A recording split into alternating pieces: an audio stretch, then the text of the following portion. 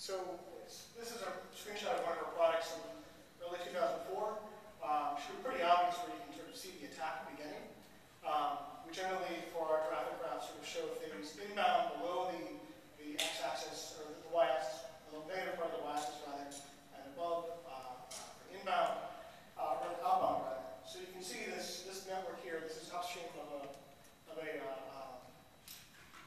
site of an enterprise that was actually attacked by a botnet.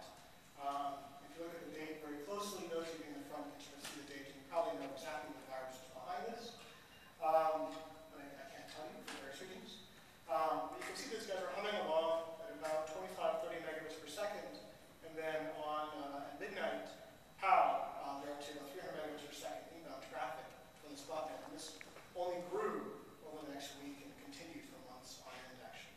This is the kind of attack we're talking about here. These guys actually had a DS3 circuit for 45 megabits per second. They were leased from the upstream provider, but we were actually monitoring this. And they basically were unable to handle connections for months on end. We did offer them services, and they declined. And they sort of, their business suffered greatly for it. So, these are some of our deployments around the world. It's grown significantly in the past 3 years since this slide was taken.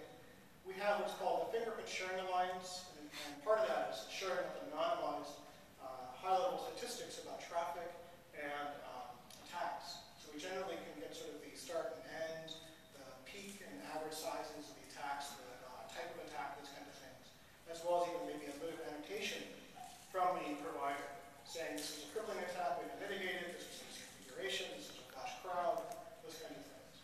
Our system is basically built upon moving averages and statistics for traffic types, destinations, sources, those kinds of things.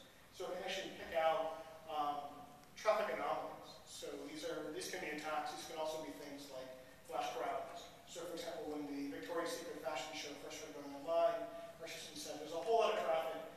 Here's how you might want to block that. But it was actually expected and anticipated, so we let it slide in that regard.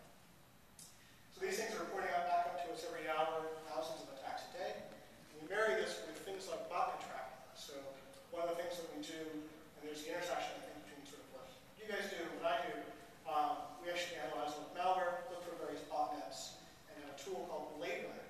Blade Runner is a set of Python scripts and framework that lets us basically mimic botnets, or bot clients rather. We can actually participate in these botnets, sort of lurk, read the command, store them in a large database, and perform a bunch of analysis there.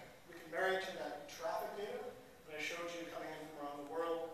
That's about 5 terabits per second traffic that we monitor, by the way. We also can marry them to data we pull out of, say, Twitter, blogs, and forums, looking for people talking about attacks, both in real time, so we have various alerts built up on our feeds, as well as retroactive, so we can actually go back in time and sort of see who was talking about attacking this target, who was talking about this specific IP address, this specific toolkit. And then you can start to